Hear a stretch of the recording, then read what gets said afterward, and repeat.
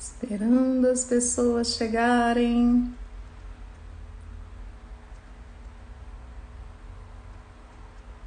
Nos aguardando.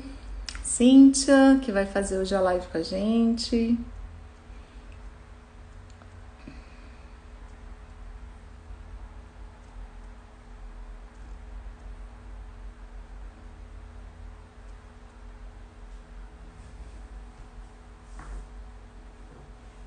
Olá, boa noite. Olá, boa noite. Sejam todos bem-vindos e bem-vindas. Estamos aguardando a Cíntia Bonfante, que vai fazer a live comigo, trazer muita informação bacana para vocês.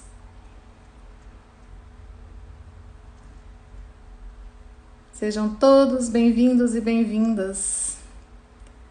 Nossa live hoje vai ser um dia muito importante também, né? O Dia Internacional da Pessoa com Deficiência. Bem-vinda, Larissa. Bem-vinda, Luciana. Marilza. Estamos aguardando a Cíntia para a gente poder começar a nossa live.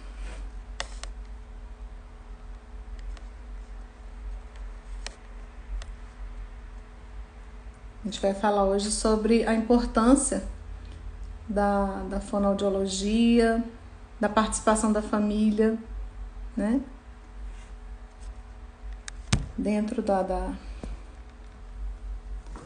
Bem-vindo, Gustavo.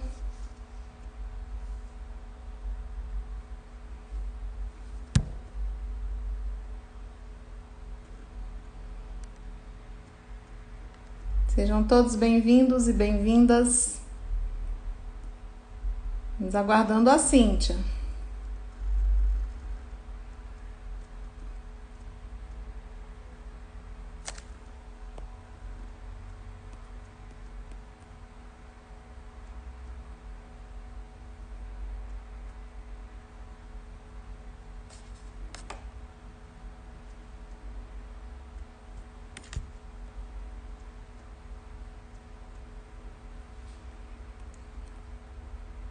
Vamos lá, todo mundo bem-vindo, todo mundo que está chegando.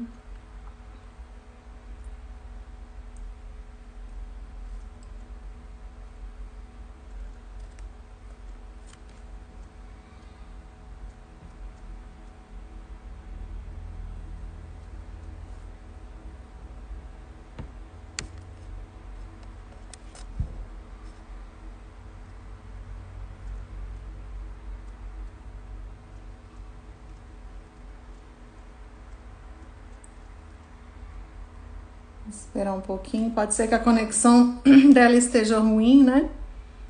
Semana passada, na nossa live, a gente teve um probleminha com a conexão. Bom, a gente vai falar hoje sobre quem está chegando agora, né? Sobre a importância da participação da família, né? Na parte da fonoaudiologia, das terapias da fonoaudiologia. Como que a família pode ajudar, como que a família pode estar participando desse momento, né, de crescimento, desde bebê até quando jovem. A gente não pode parar nunca. Estou esperando a Cíntia.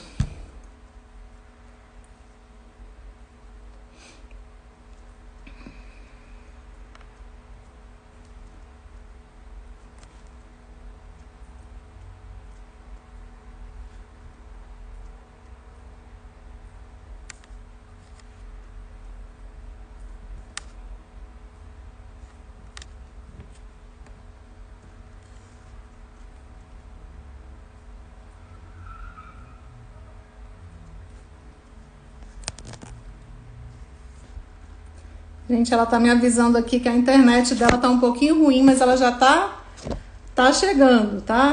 Deve um temporal da onde ela mora, mas ela tá chegando, tá tentando a conexão. Josana, querida, bem-vinda. A Cíntia já tá chegando. Ela tá com um probleminha na internet por causa de uma chuva, de um temporal. A Cíntia mora no sul. Aqui em Brasília a gente tá derretendo aqui de calor. Vou aguardar um minutinho.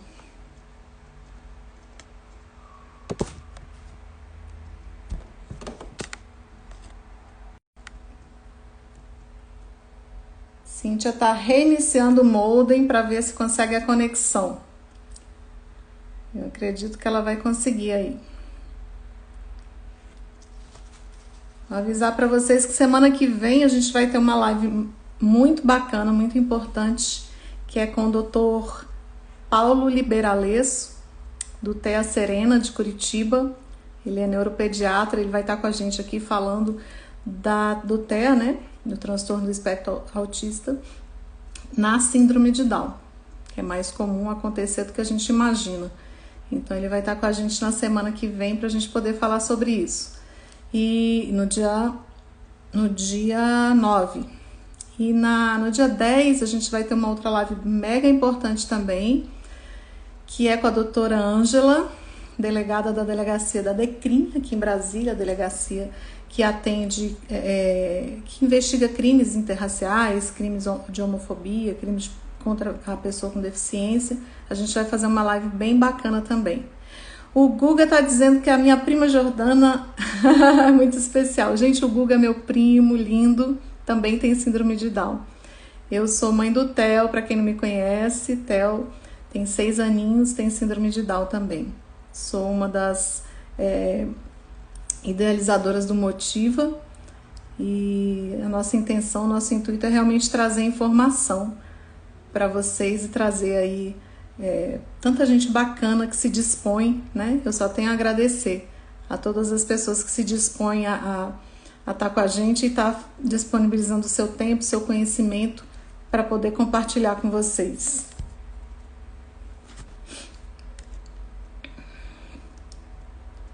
Bem-vindas, quem está chegando agora, Heraide, minha tia, mãe do Gustavo, Cláudia, Gisele. A gente teve um probleminha com a internet da Cíntia, mas ela já está reiniciando o computador, tá? Ela está falando comigo no WhatsApp e está tentando conexão para poder a gente continuar aqui, a gente dar início à nossa live tão bacana e tão importante. A gente vai aguardar um pouquinho. Como eu disse, a Cíntia mora lá no sul e o tempo por lá acho que não está muito bom. E a gente aqui em Brasília morrendo de calor.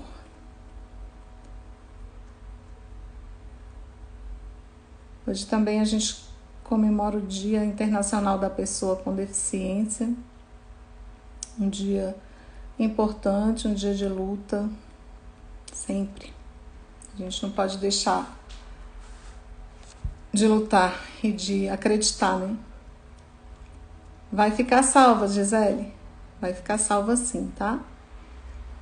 Olá, Regina, seja bem-vinda.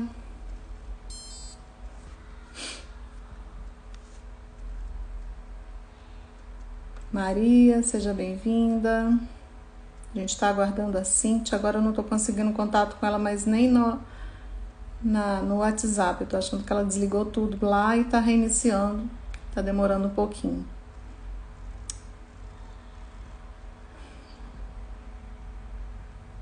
Se já quiserem ir mandando alguma pergunta relacionada à fono, a parte de fala, de comunicação, vocês já podem ir mandando suas dúvidas, que aí durante a live a Cíntia vai tirando as dúvidas de vocês.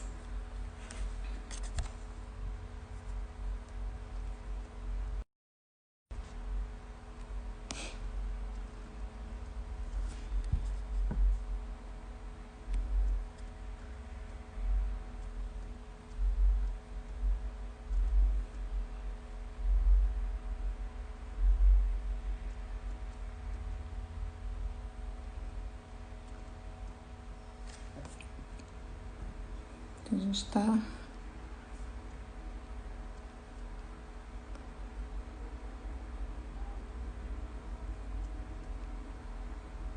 Cíntia entrou, tem que me mandar um convite para a gente poder.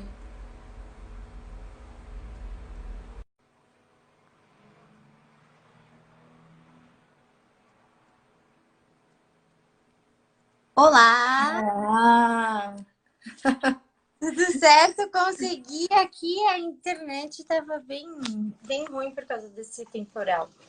imagino.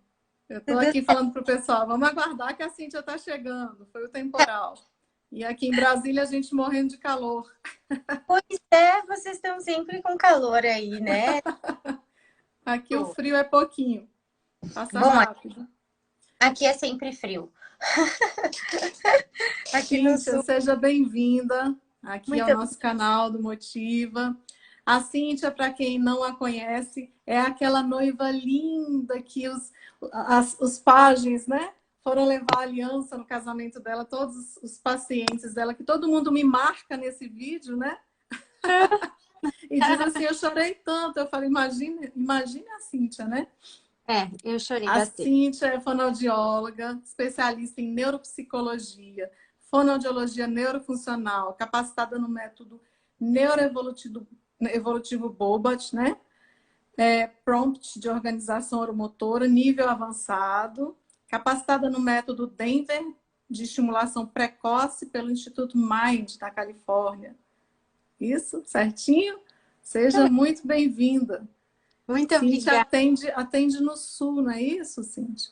Isso, em Caxias do Sul, o meu consultório é aqui, mas agora com essa questão da pandemia, acaba que a gente tem bastante atendimento online, então possibilitou eu conhecer mais pessoas do Brasil inteiro, até do Japão eu estou Ah, atendendo muito bom. pacientes. Hum, Cíntia, então pode falar um pouquinho para a gente. As pessoas têm mais dúvida na parte do bebezinho quando chega, né? Como é que faz? Estou perdida, que caminho, que rumo eu devo tomar? sim, com certeza. Tem muitas coisas que estão interferindo agora também nesse período, porque as pessoas estão sem atendimento, né? Muitos estão sem apoio, questão toda de aprendizado, de organização das crianças, então está sendo um período difícil e receber a criança com deficiência nesse momento é mais difícil ainda. Então as famílias têm muitas dúvidas e passa por todo aquele processo de demora para aceitar e não é a criança que eles esperavam. Muitas vezes, né, não é visto no próprio exame, né, na eco, não é visto e aí a criança chega com alguma síndrome, algum outro diagnóstico. Então, o período tá difícil e as famílias estão bem preocupadas, desesperadas, literalmente, né, com tudo Uhum, isso. Então, a questão de ajudar esses bebês no desenvolvimento, a gente sabe que a criança com síndrome de Down tem que ter a intervenção fonoaudiológica desde que nasce. Então, ela nasce, muitas vezes ela já conhece uma fonoaudióloga no hospital, porque às vezes essas crianças têm dificuldades motoras orais para sugar, e aí precisa de ajuda para se alimentar. Então, o fonoaudiólogo vai ajudar nessa questão. E quando sai do hospital, também, porque é uma coisa que existe muita dúvida, até inclusive dos próprios médicos que encaminham, eles uhum. pensam, mas tem que encaminhar quando a criança começa a falar, ou é a idade de falar. Mas na verdade, não, porque a gente tem que preparar toda essa musculatura para a criança poder desenvolver da melhor forma possível. Uhum. Então, tem uma ideia das dificuldades que a criança com síndrome de Down vai ter e a gente precisa atuar cedo. Então, é muito, muito importante, né, esse acompanhamento inicial. E o trabalho motor oral começa, então, a partir do nascimento. E muitas vezes é importante que, se a criança tem alguma questão cardíaca, às vezes a gente acaba segurando um pouco, porque cansa muito a criança, e daí ela fica com muito esforço respiratório, e isso prejudica o quadro cardíaco. Então, a gente precisa cuidar dessas questões, né? É bastante detalhe. E para as famílias, então, muito mais, porque daí não é só a orientação da fono, é a orientação da físio, do Uhum. ocupacional, de várias fontes diferentes. Então, é muito... sobrecarrega muito, né, as famílias. Mas vale a pena fazer tudo isso cedo, porque muda o futuro da criança. Mas Sim. sabemos que é um trabalho a mais para fazer tudo isso, né? Ainda mais nesse momento que a gente está vivendo. E eu não sei como é que é para ti também, como mãe, nessa questão, né? As pessoas têm muita dúvida se ah, essa demora, né, a demanda de iniciar, se causa algum prejuízo, você diz que sim, né? Mas vale lembrar que a amamentação é importante, porque também é um exercício, né, Cíntia? Ah, e por isso que a gente, normalmente, quando o fonoaudiólogo atende no hospital, ele vai priorizar a amamentação. Então, por mais que seja uma amamentação onde a criança não esteja sendo eficiente durante a sucção da mama, que ela possa ter a oportunidade de ter uma estimulação adequada para que possa ter a amamentação. Então, não desistam muito rápido, porque existem maneiras.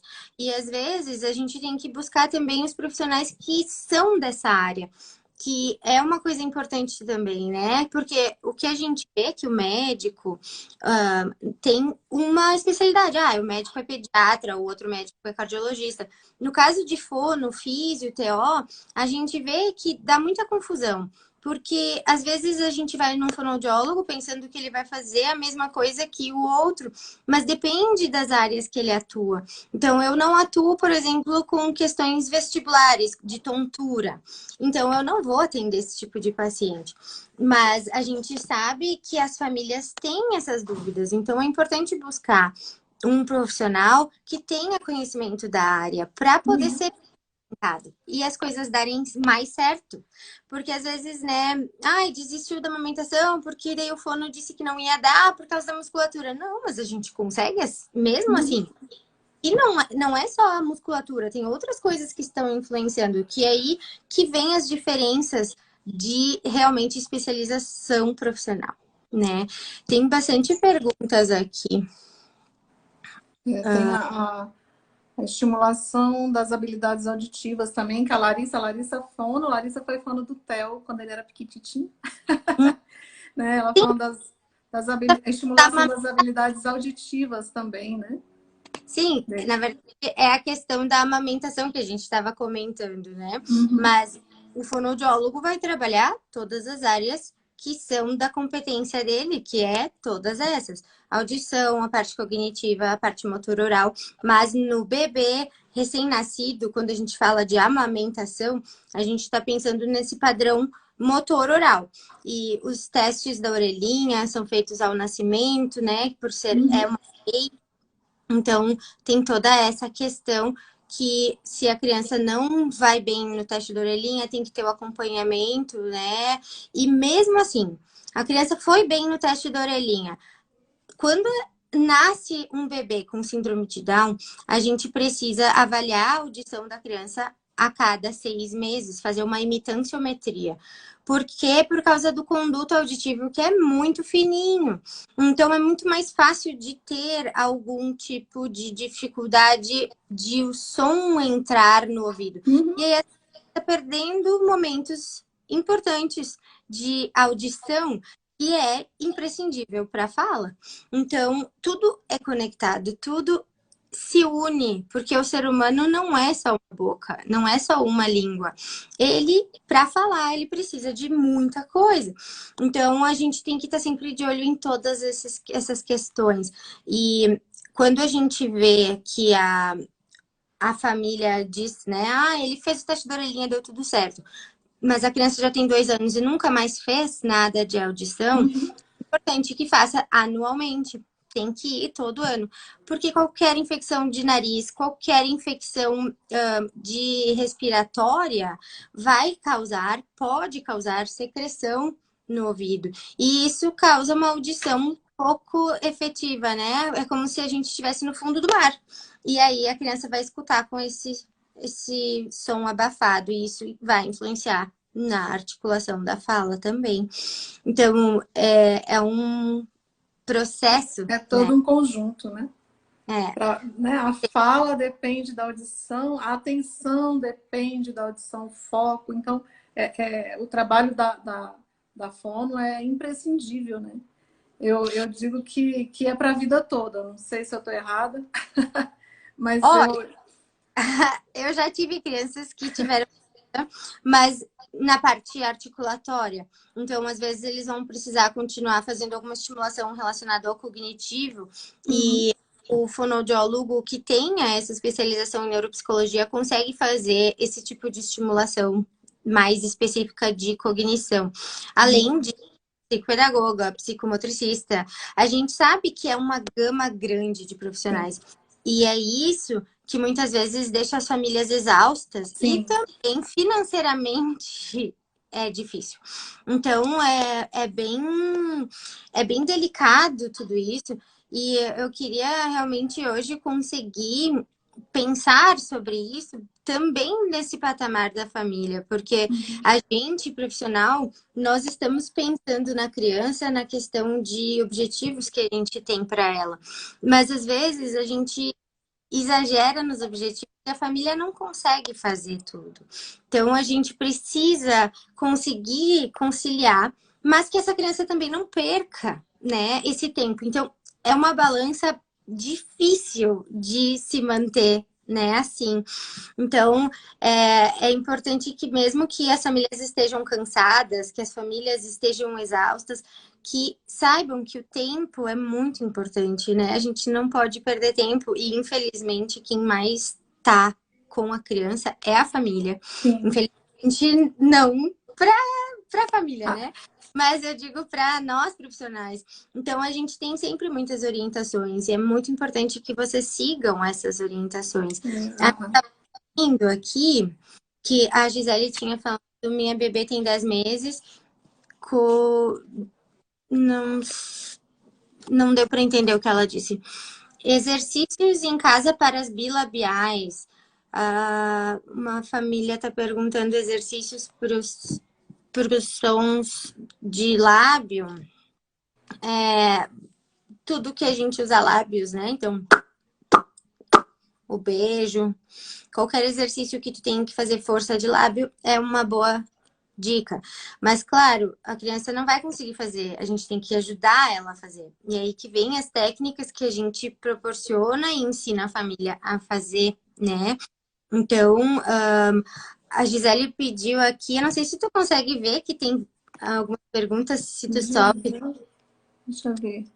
Um Avisa. pigmento muito forte e regrediu muito na alimentação, começamos do zero novamente. Então, essa questão de alimentação é bem delicada, porque existe uma fase normal da criança ter uma seletividade alimentar ali por 2 anos, mas uma seletividade alimentar leve, não uma seletividade onde ela não pode nem olhar para o alimento, né? Mas se teve alguma coisa que aconteceu que causou essa regressão, né, da alimentação, precisa ser avaliado bem o que que houve, que a criança regrediu. Então, a gente precisa saber mais detalhes da criança para poder explicar melhor essas questões. Vocês conhecem o método Train Baby? Tu conhece? Não. Não sei também, Débora, se tu puder escrever aqui pra gente o que que é especificamente, não é para síndrome de Down específico, né? Marilza pediu boa noite, qual o prejuízo que a minha bebê de 6 meses possa ter se fazer fono? É difícil prever e ser, assim, 100% real, né? Mas o que a gente sabe? Se a criança não faz fono, é mais difícil dela falar, porque ela precisa de ajuda motora. Normalmente, essas crianças precisam de ajuda para produzir os sons. Tem todas as questões motoras orais, motoras corporais que a criança precisa ter para conseguir falar, pela questão toda de controle de pescoço, controle de mandíbula. Então, o prejuízos ela vai ter já por causa da questão genética. E se a gente não ajudar, então a gente acaba não conseguindo proporcionar o melhor que ela poderia ser. Porque a gente vai sempre dizer que é por causa da síndrome de Down. É que ele tem síndrome de Down. É assim mesmo, é assim. E quanto mais a gente diz isso, mais a gente não promove nada para essa criança. E a gente faz ela não desenvolver tudo que ela poderia. Então, com certeza, ela tem um prejuízo se ela não fizer fono, mas a gente precisa sempre pensar que atrasos são normais, mas não pode ser um atraso tão grande. E isso não pode nos evitar de buscar terapias, buscar ajuda, porque o tempo é precioso demais para as crianças em geral e para as crianças com síndrome de Down mais ainda, né? O tempo, e esse tempo, né, essa primeira infância, esses primeiros meses, os primeiros anos, né? A gente sempre conversa muito sobre isso de mães, né, para mães mesmo. E essas perdas, né, elas são assim, vamos dizer que às vezes a fonoterapeuta não consegue mais voltar né, o tempo e ganhar o que foi perdido. Mais ou menos isso, né? Para a gente conseguir chegar numa fala, eu preciso subir degraus. Eu não vou começar a fono e falar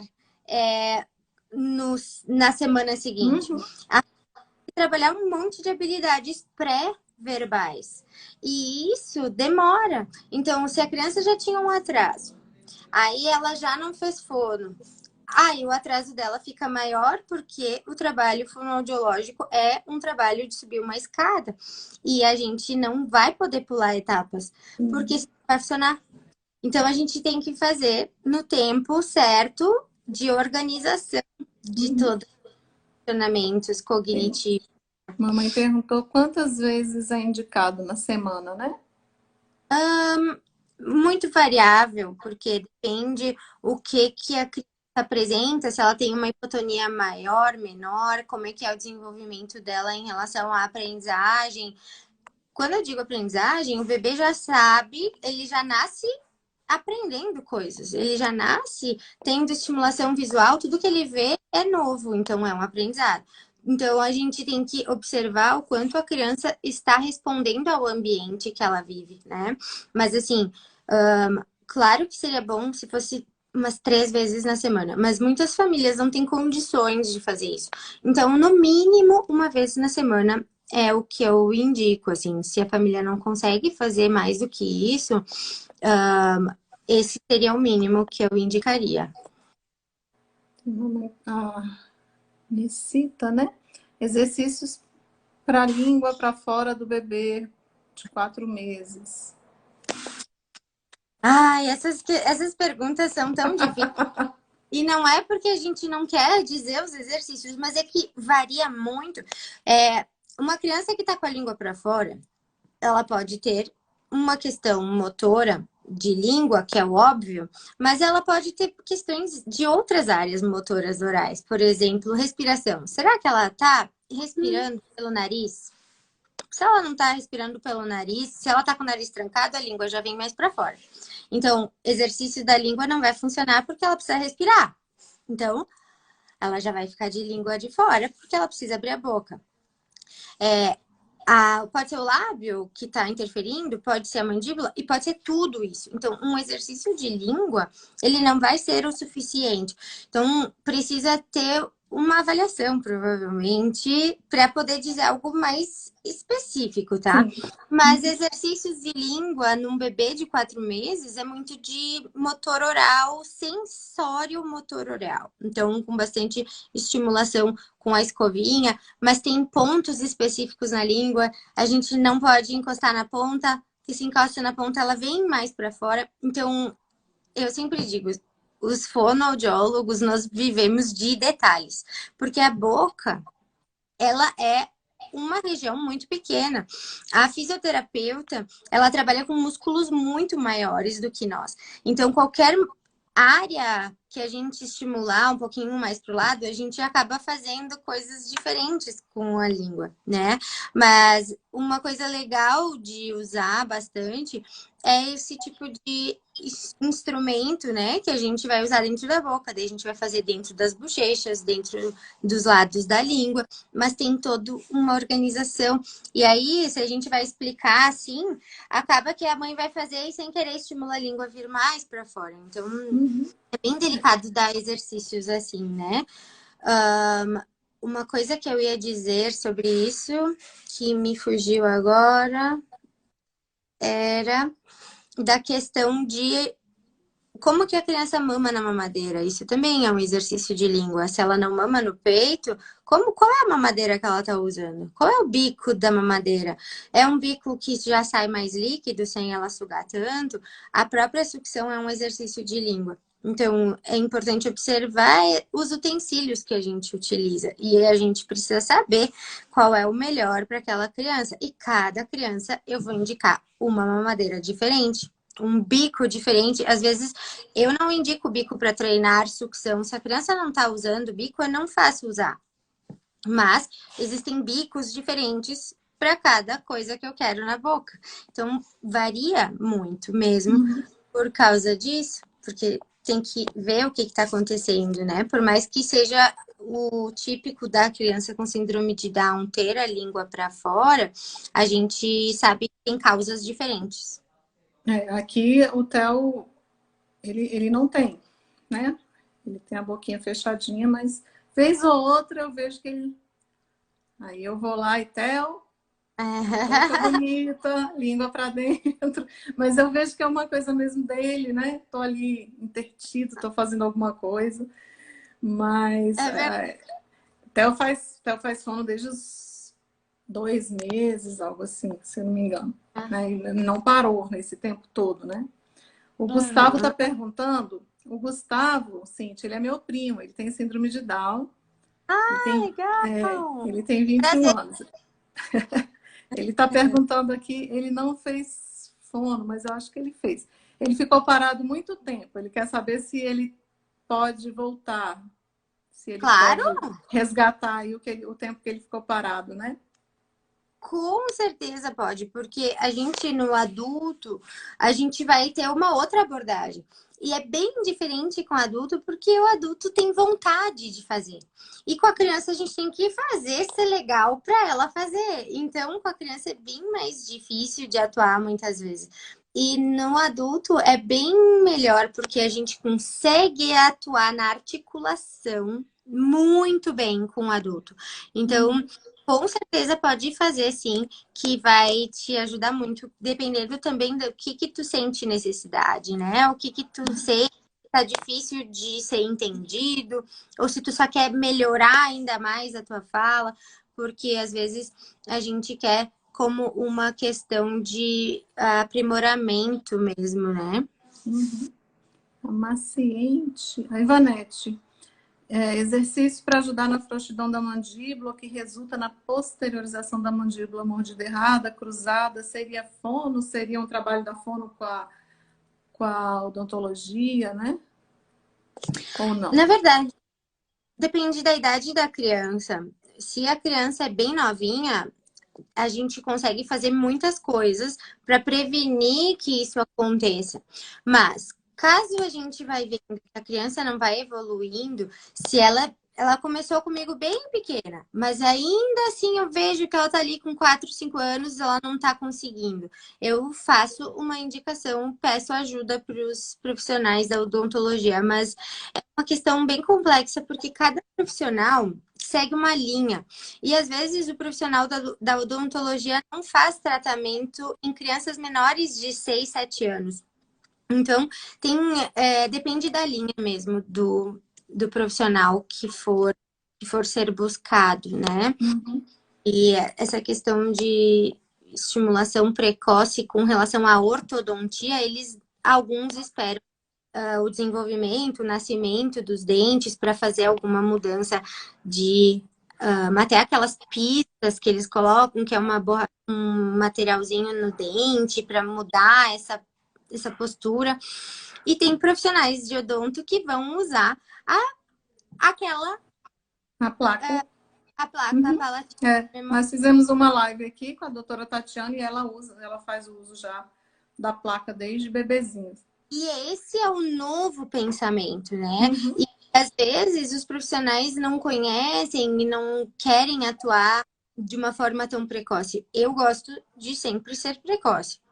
Então, é algo que varia realmente da linha do profissional. Por isso que é tão difícil, que aqui eu vi que uma pessoa pediu quais seriam os critérios, né, para a mãe escolher uma fono.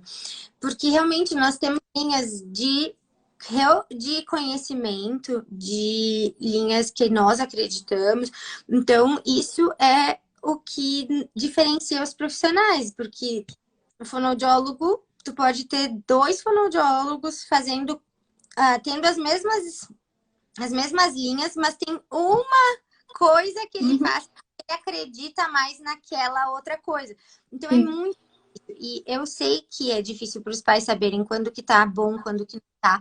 Mas uma coisa que eu dou de dica é que a gente saiba que toda semana a gente tem que ver um pouquinho de melhora no sentido de um passinho a mais naquele objetivo que a gente está buscando e que a gente conversa com a família. Um profissional que converse muito com a família, explique, ó, agora o meu foco é esse e a gente está trabalhando nisso. Então, faz isso em casa. A gente precisa de uma troca boa e que a família confie no profissional é imprescindível, porque o que a gente pede tem um porquê. Uhum. Então, a gente precisa dessa parceria, família, profissional, escola, né? Sim. A Milena está perguntando se você trabalha com multigesto. Sim, né? Sim, sim. Eu trabalho com multigestos e o método Prompt, ele é um método onde eu mexo na articulação, eu mexo no músculo que faz os pontos motores que fazem os sons específicos.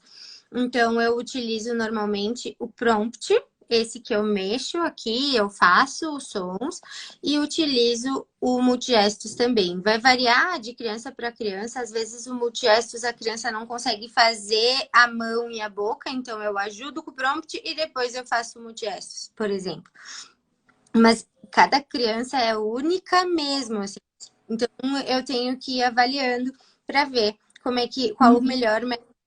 Por isso que a Na gente faz. verdade, toda criança precisa de uma avaliação, não tem jeito, né? Alguma coisa a gente pode fazer em casa, mas é preciso a avaliação para saber onde está a maior dificuldade. O Theo é muito hipotônico, por exemplo.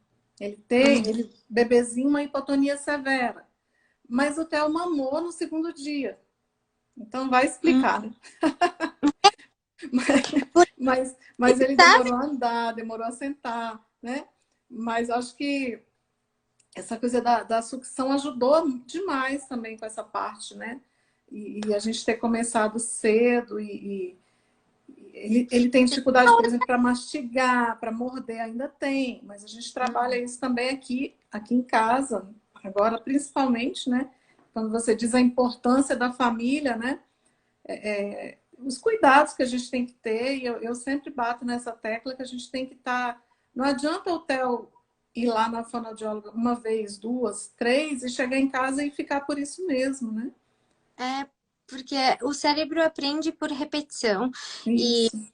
E existe a memória motora, então essa memória motora é o que mais dificulta para nós fonos, porque a gente tem que ser muito repetitivo na questão de palavras. A gente pode mudar as atividades, mas as palavras têm que ser as mesmas por vários períodos para que essa automatize e consiga usar no dia a dia. Então, é um trabalho realmente de muita repetição. E aí a gente precisa que a família use essas palavras. E isso é exaustivo muitas vezes, porque o retorno nem sempre é da maneira que o pai e a mãe gostariam da criança, né? A gente quer que a criança consiga falar. E normalmente eles conseguem falar melhor com nós. E a gente proporciona essas coisas, essas memórias motoras, e em casa tem que continuar para que o fono possa passar para uma outra fase, digamos, por uma outra palavra, para outros fonemas. Então, às vezes, a família quer 1000 palavras, né, diferentes, de sons diferentes, e a criança não consegue fazer tudo isso. E aí, ela se sente mal, porque ela vê que ela não está sendo o suficiente naquilo. E eles começam a o quê? Não querer falar, não querer fazer as coisas que a gente faz. Então, é muito delicado.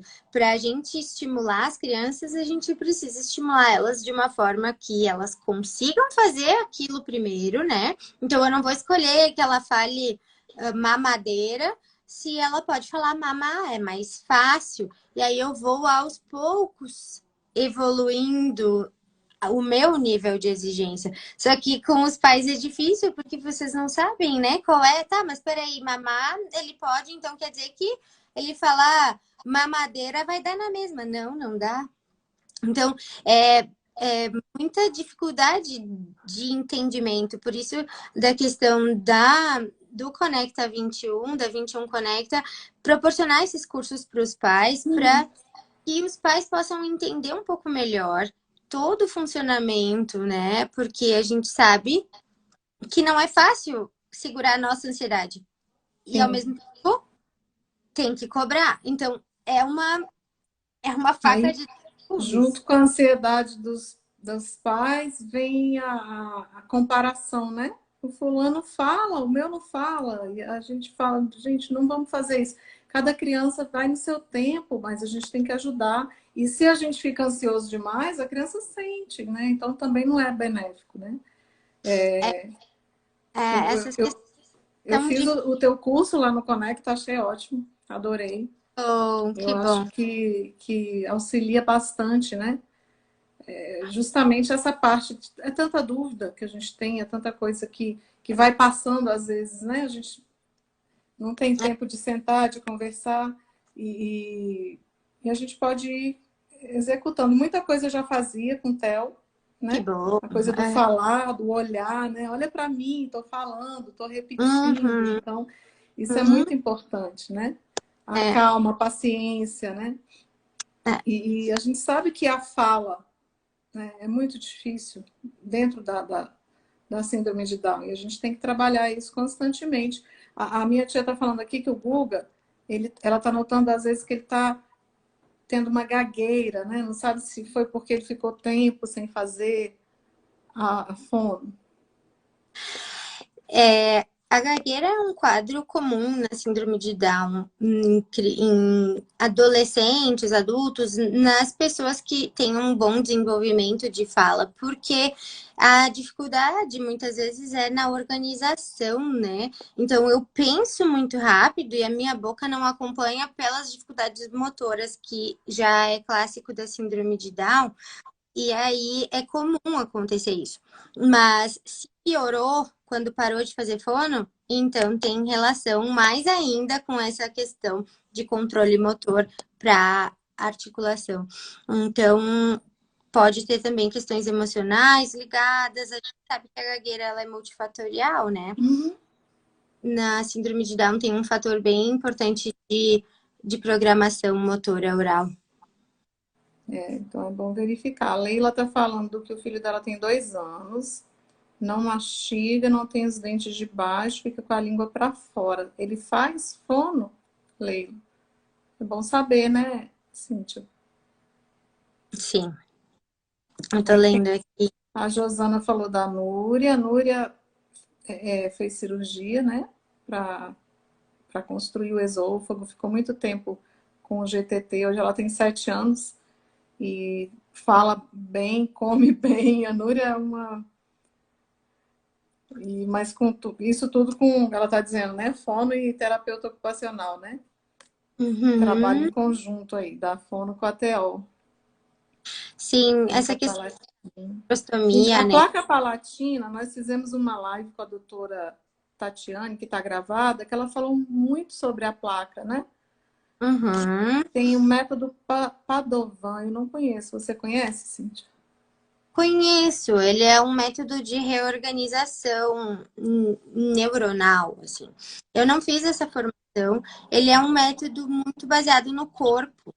e de uma organização corporal. É um método legal, é interessante. O que acontece é que ele é intensivo, então muitas vezes a família tem que despender de bastante tempo para levar a criança ou ir para o Rio de Janeiro e São Paulo, que eu acho que é onde eles têm. E é um trabalho bem intensivo. E daí as outras terapias, fono, físio, acabam tendo um pouco menos de tempo. E às vezes tem a fono que tem o método Padovan. Mas eu, particularmente, não tenho conhecimento suficiente para falar sobre o método, porque eu realmente não fiz o curso, eu não tenho um conhecimento específico para falar dele. Então, Cíntia, tem uma pergunta que me fizeram antes, que é: como acontece a comunicação na T21? Não te ouvi, falhou bem na hora. Não, como acontece a comunicação na T21? Me mandaram essa pergunta no direct mais cedo. A comunicação não verbal, quando a criança tem realmente uma apraxia, né? A comunicação da criança com T21, ela é uma comunicação muito não verbal, né? Ela é muito mais baseada nos gestos, porque é a maneira mais fácil que eles conseguem fazer. E não porque eles têm preguiça. A gente precisa parar de pensar que as crianças estão com preguiça de falar. É muito mais difícil para eles falarem do que para nós. Eles precisam fazer mais exercício motor, um planejamento motor é muito mais difícil. Então, a comunicação acaba sendo muito gestual.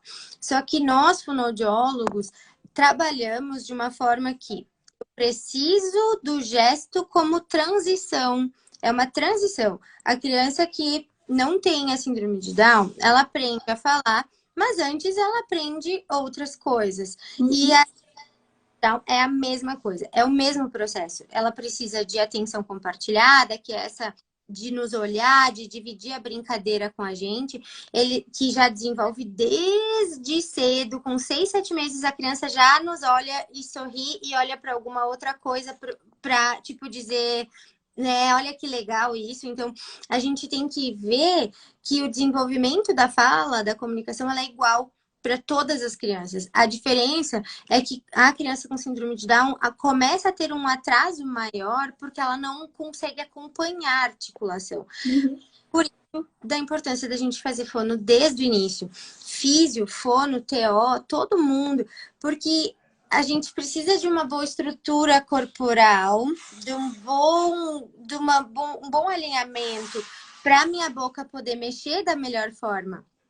Porque eu preciso ter uma estabilidade e para isso todo mundo trabalha junto, né? Então é um conjunto de coisas, mas na comunicação da criança com síndrome de Down, a gente vê justamente isso, que a gente, adulto, guia muito eles no sentido de não esperamos que eles falem antes dos 2 anos, então a gente também, sem querer, faz poucas tentativas e muitas vezes os próprios profissionais falam para os pais, né? Ah, mas é que eles vão atrasar mesmo. Mas o que é esse atraso? Quanto tempo? Quanto tempo que tu pode dizer que a criança está atrasada pela síndrome de Down ou por um estímulo inadequado? É muito difícil de saber. Por isso que eu gosto de sempre estimular a parte motor oral para fala desde bebê. Então, eu não vou fazer exercícios passivos, é muito ativo. Então, eu vou estar sempre estimulando que essa criança tente fazer, que isso gera uma memória motora muito melhor. Então, a gente só precisa realmente não pensar que, ai, tudo bem, antes dos 2 anos ele não vai falar mesmo, então a gente vai indo. Porque depois passou e aí o atraso é muito maior. Então sigam as orientações das fonos, né? Desde bebezinho, a fono disse para fazer isso aqui no lábio, façam, porque tem um porquê, é muito importante. E quanto menos a gente esperar que seja normal o atraso, mais eles vão se desenvolver, porque daí a gente não fica só esperando. Ah, vai ver que vai. Não é assim. Não vai ser vai. Se não... Essa questão do falar antes dos 2 anos é muito relativo. Então, falou bastante. Ele falou antes dos 2 anos. E sabe que eu nunca parei para pensar, será que ele ia falar antes ou depois? Uhum. É porque a gente vê muito, as famílias às vezes vêm me procurar, a criança já tem uns 3 anos, e Uhum, ela fala, daí ela se comunica da forma que ela consegue. uhum, Com isso, ela adquire uma comunicação própria. E quem entende? Só a família. E o uso e a socialização, que é um dos papéis da fala, uhum. como é que a criança vai fazer? Então, assim, a gente precisa ajudar nesse desenvolvimento desde cedo. E quando a criança está na escolinha, a gente sabe que é muito mais fácil dos profs até dizerem, ai, tu perguntar, né? Ai, como é que ele foi na aula hoje? Ai, foi muito bem, ele é um querido. E como é que ele foi na aula hoje? Ai, mas ele tem só 2 anos. Eu sei, mas ele fez o que tu pediu? Vocês estavam trabalhando de fazer bolinha de papel crepom. Ele fez? Ah, ele fez do jeito dele. Tá, tu tentou que ele fizesse do jeito melhor? Não. Ah, tenta, ensina. Ensinem as crianças, elas aprendem. A gente precisa parar de aceitar que tudo é normal. Eu tenho esse perfil, porque eu vejo que quanto mais eu dou poder para a criança, mais ela quer. Então, quando eu digo dou poder, eu digo eu dou as ferramentas para ela. Em vez de só dizer que ela não sabe, que ela não vai fazer. Então, é uma luta nas escolas também por isso. Porque eu não chego lá para dizer que eles estão errados, não é isso. Eu chego lá para mostrar que a criança tem habilidades e que ela tem como ser melhor. Então, não me vem com essa só de ele é um querido. Isso eu digo para as profs, tá, vamos já começar a reorganizar nossa mente. Ele é querido, ele é mesmo, eu amo ele, mas eu quero que tu me ajude a ajudar ele. Porque eu uso muito o que a escola está fazendo no meu consultório. Então, a criança com 2 anos na aula está aprendendo sobre, vamos dizer, as cores, que é ali por 3, mas tá. Então, ali eles já estão falando das cores e tal. Eu peço para a escola sempre me dizer, porque daí eu trabalho as cores junto no meu consultório. Eu posso fazer isso. Eu posso estar alinhada com a escola, porque daí ele tem mais repetição. Quanto mais repetição a criança tem, mais rápido ela aprende. Isso é tão importante que a gente decidiu aqui montar um grupo. Escola, terapeutas, ali, WhatsApp, online, para a E gente aí a poder gente... trocar essas informações e saber, né? É. Eu também, essa coisa do Theo é lindo, hoje ele foi super bem na escola também, nunca me convenceu, né? Eu acho que tem, tem que A me gente, dizer o que a que gente, efetivamente ele seguiu a turma, ele é, fez, né? Isso é aham. muito importante. Sim, Essa... a gente sabe que eles têm dificuldades e que eles vão ter atrasos, obviamente. A gente Uhum. não está dizendo que não, ninguém está dizendo, né, que, nossa, é simples. Não. Tanto é que não é simples que por isso que muitas vezes é exigido pouco. Porque é tão difícil pro profissional, para os professores é difícil. A gente precisa estudar muito para conseguir ajudar da maneira correta. E eles conseguem desenvolver quando eu ensino da maneira que ele aprende. E Sim. é isso, assim, que eu vejo que falta a gente simplesmente seguir o que esse cérebro precisa. Então, as escolas têm muito a questão de tudo tem que andar numa linha, né? Todo mundo tem que ser igual. E não é assim. Para ninguém, nem para nós que não temos uma deficiência, Uhum. ou a gente nem sabe, mas que eu nunca fui bem em matemática, eu ia mal, mal, mal, mal. E isso quer dizer que eu sou uma pessoa com uma dificuldade cognitiva? Não, meu cérebro não é um cérebro matemático. Ponto. Então a gente tem que ver quais são as habilidades das pessoas. E é isso, é aceitar que cada um tem as suas habilidades e que a gente Pois só é. precisa ajudar eles a desenvolver o melhor possível. E para Sim. isso, ajudar. E eu acho que a família, né, esse cuidado compartilhado, outra coisa muito importante, a gente só tem 3 minutos. É, Sim. é, as redes sociais, a troca de informações entre as famílias, né? Entre mães, entre profissionais, isso é muito importante, né? É. Esse apoio todo, né? Porque todas as mães, elas sentem as mesmas coisas, vocês não estão sozinhas. Todas vocês têm os mesmos medos, as mesmas dúvidas com relação à fala. E às vezes a gente precisa tentar também nessas conversas entre pais, porque cada um segue também uma linha de pensamento. Tem pais que Uhum. vão dizer, ah, mas ele vai desenvolver do jeito dele, quando ele quiser. Tem pais que vão dizer, não, eu preciso do meu filho com 2 anos fazendo frases e contando histórias. Então, a gente sabe que existem discrepâncias. Então, nesses grupos, é importante que vocês também saibam, né, que as opiniões são diferentes, que as coisas Sim, são diferentes, mas que a realidade é de cada um dentro da sua casa. isso. E que contem com os profissionais, nós estudamos para isso, a gente acredita nos filhos de vocês e a gente sabe que eles podem ser muito melhores sempre. Agora, o que é ser muito melhor? Vai variar de pessoa para Sim. pessoa. Então, eu Uhum. sei que eu vou sempre dizer para a família: chegou com 5 anos a criança para mim, nunca fez fono. Eles vão me pedir: o que tu acha?